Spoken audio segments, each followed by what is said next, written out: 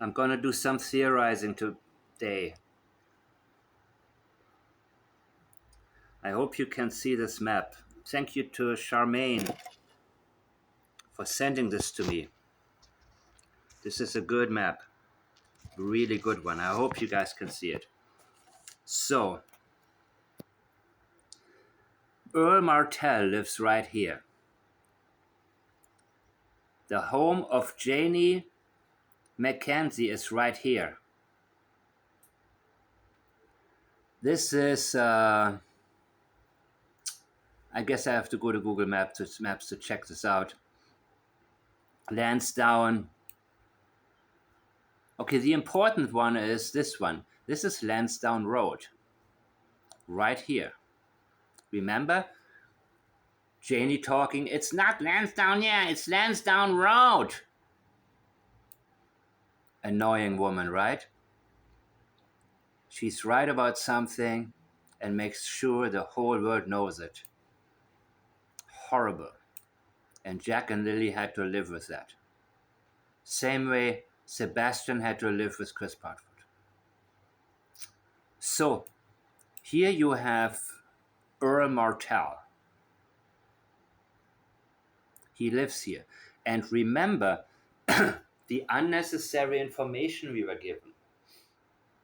That the ATV is with Earl. And remember the statements, Daniel doesn't drive the ATV. Why were we told that? Why is that such an important thing for us to know? Because I believe he actually used that ATV that night. So what were the 6 trips all about? According to Belinda, there are 2 sheds in the back. And when she got there, the day after Jack and Lily were reported missing, that one shed was completely empty. And it struck her as strange because there is junk everywhere. In the yard, outside of the house, inside of the house, everywhere is cluttered and everywhere is garbage. But that one specific shed was empty, completely empty. There was nothing there. So if there was a rug lab, and by the way, Malaya says no, he didn't distribute it, he didn't make it. Well, if it turns out that she knew about it for 2 years and didn't do anything about it, then chances to get Meadow back. I mean, then she is also responsible, right? And I love this one comment from you that maybe he gotten her involved in this because he spent all his money on it, right? So, like, hey, let's buy some for us. You get the point. So, I believe that 6 trips were necessary, and they probably gave. And this is, by the way, today is speculation day for me. I allow myself to do it, and I will give you guys the statements that align with what I'm suggesting is possible, because I think that too many people are tapping in the dark. I hear these claims about the wells. No, I don't believe that the children's bodies are in a well. I mean, well, the children, I believe that surf effort, I believe they are at the coastlines. They were taken to the coastlines, to the muddy waters, and there was enough leakage to make me feel pretty certain that's exactly what took place. So Daniel knows the area. He knows the dirt roads. He knows all of the back roads. I'm talking about back roads where you don't have where there are no cameras. He liked to go fishing. I still don't know exactly where his favorite places to go fishing were, but I'm sure that some of you are going to be able to fill me in a little bit. So here we have 6 trips, right? Let me go back and read the exact wording actually. And in case you missed my last one, outside of Canada, there's no problem to access Globe and Mail. Inside of Canada, It's behind a paywall. A neighbor who spoke. Can you see this? A neighbor who spoke to the Globe said they reported this information. Oh, here we go.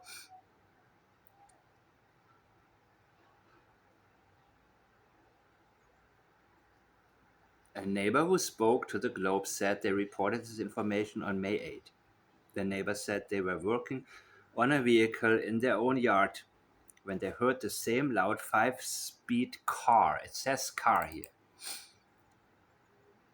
So that is not a an ATV.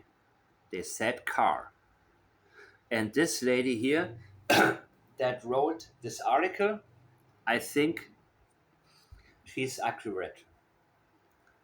She doesn't strike me like the type of person who just does a fast one and say, I think she has an eye for detail. Let's say it like that. So the same 5-speed car come and go from the trailer about 6 times. So I'm talking about 6 trips, not 3 trips, but 6 times come and go. Right? Those were a lot of trips. What was the purpose? From midnight to 5, that's a long stretch of time. Now, could it be that, I would like to know how long were you working out there? Did you go to bed at 5 a.m.? Because if you were still up at 6 a.m., 6:30, or when did the sun come up? The sun was already up. That's what Daniel said, right? Remember that? That was another very sensitive issue. So my suggestion was the last trip may have happened around the time when the sun has just come up. Or the sun being up indicating that, hey, we have to call the school now. We have to let the school know they're not coming because that's what we need to do early. We need to do this really early so we can say that the children were still at the home at that time, or there was no reason to suspect anything, right? Okay, go from the trailer about 6, come and go. Okay, so it's possible, I would like to know, by the way, who wrote, what's her name? Let me see that. Maybe I'll even ask her. Maybe I'll contact her. Okay, Darren Calabrese, but that's not the author, right? Lindsay Jones and Greg Mercer. All right, I hope you guys got Twitter.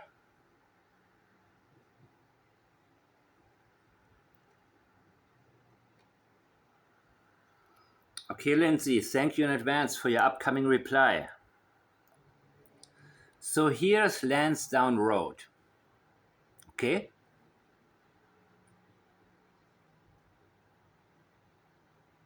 You see this one, this area? You can see how I'm moving this, right? Yeah.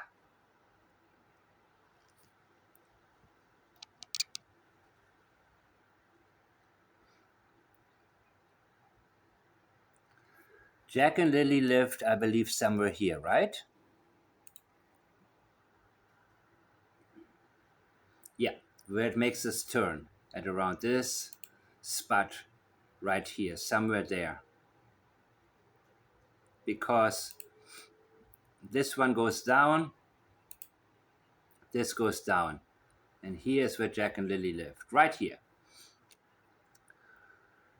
Earl.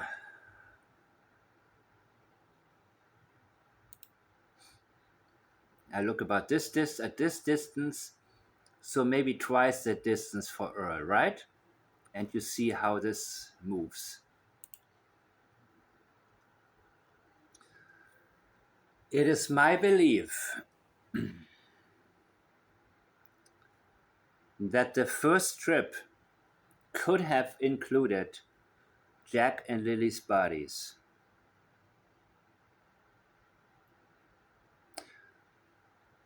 to be transported to the ATV.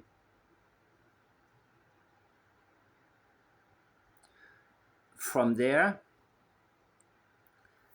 this pink blanket is on this side, by the way.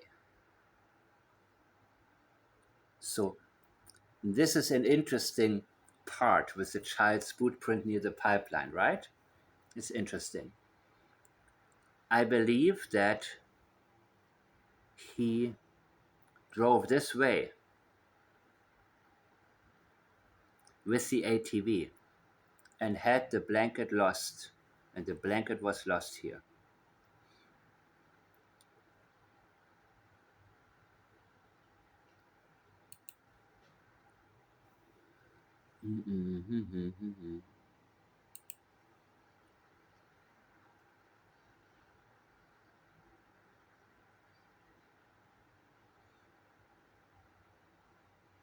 From there, that road that you see here,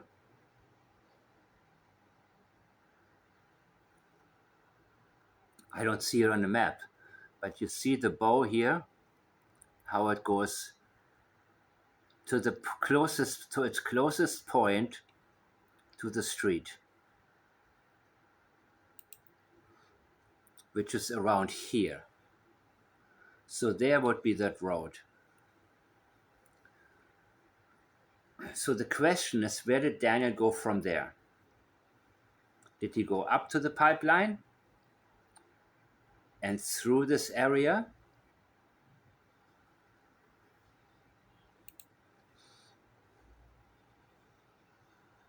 Did he maybe rearrange something and the blanket fell off? This is no coincidence, people. The vicinities are no coincidence. That Earl lives right there. They told us Daniel never drives the ATV. Yeah, right. Too much information is always a sensitivity, indicating that's where your mind is on. What that is the direction your mind is in right now. About the ATV. The ATV is at Earl Martell's house. Didn't Janie tell us that? Was it her way of saying Daniel couldn't have taken the ATV because it was all the way there? And at the same time, she revealed to us actually that's where Daniel went? I think it's highly possible. Now, here you have, I'm not sure, I gotta ask exactly where that location is. But when you go down this way,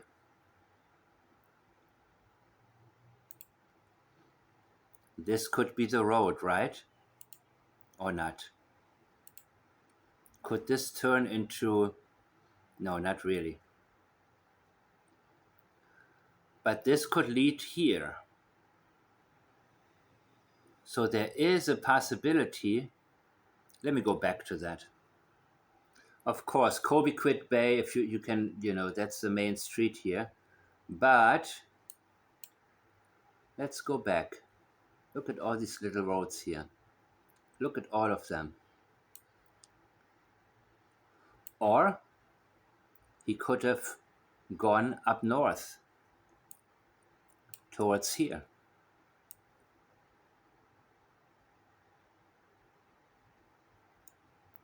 So when you see an hour and 2 minutes for this travel, how long would it take an ATV to go from here, the back roads, to right here? Or Quid Bay, or Kid Bay. I forgot how to say it properly. Can you see what I'm saying here, people? Because this,